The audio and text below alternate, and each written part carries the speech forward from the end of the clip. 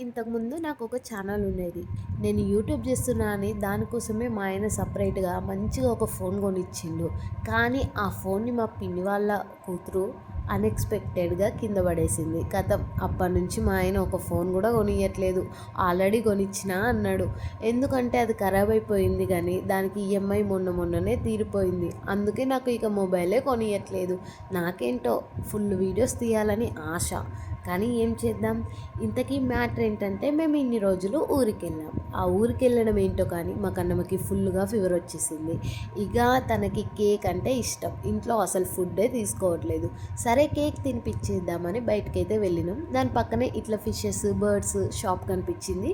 So మా కన్నమ్మకైతే కోడిపిల్ల కావాలని ఏడిస్తే మా ఆయన అయితే తన కోసం ఒక చిన్న కోడిపిల్ల తీసుకున్నాడు. జస్ట్ ఓన్లీ 20 రూపీసే దాని కాస్ట్. సో కాబట్టి ఒకటి తీసుకున్నాడు. కానీ ఇంటికి వచ్చినాక ఆ కోడి పిల్లని చూస్తే మా కన్నమ్మ ఫుల్గా ఏడ్చింది. మా చిన్నోడైతే మస్తు ఎంజాయ్ చేసిండు.